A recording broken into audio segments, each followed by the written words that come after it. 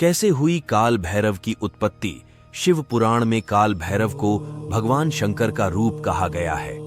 रुद्र ही भैरव हैं। उनके भय से तो यमराज तक कांपते हैं। ये काल से भी परे होने के कारण महाकाल भैरव कहलाते हैं। स्कंद पुराण में काल भैरव की उत्पत्ति की कथस बताई गई है। भगवान शंकर में सर्वश्रेष्ठ को लेकर बहस होने लगी।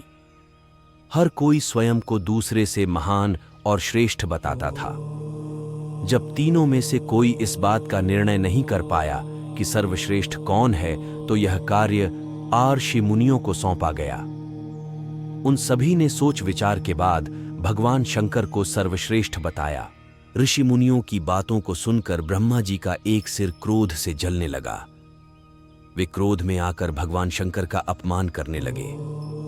इससे भगवान शंकर भी अत्यंत क्रोधित होकर रौद्र रूप में आ गए और उनसे ही उनके रौद्र स्वरूप काल भैरव की उत्पत्ति हुई। काल भैरव ने घमंड में चूर ब्रह्मदेव के जलते हुए सिर को काट दिया। इससे उन पर ब्रह्म हत्या का दोष लग गया। तब भगवान शिव ने उनको सभी तीर्थों का भ्रमण करने का सुझाव दिया। फिर वे वहां से तीर्थ यात्रा पर निकल गए। पृथ्वी पर सभी तीर्थों का भ्रमण करने के बाद काल भैरव शिव की नगरी काशी में पहुंचे।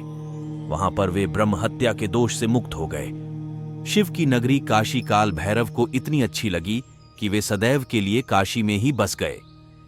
भगवान शंकर काशी के राजा हैं और काल भैरव काशी के कोतवाल यानी संरक्षक हैं। आज भी काशी में काल भैरव का मंदिर है। धार्मिक मान्यताओं के अनुसार जो भी व्यक्ति काशी विश्वनाथ मंदिर में पूजा करता है, उसे काल भैरव का दर्शन अवश्य करना चाहिए, तभी उसकी पूजा पूर्ण होती है।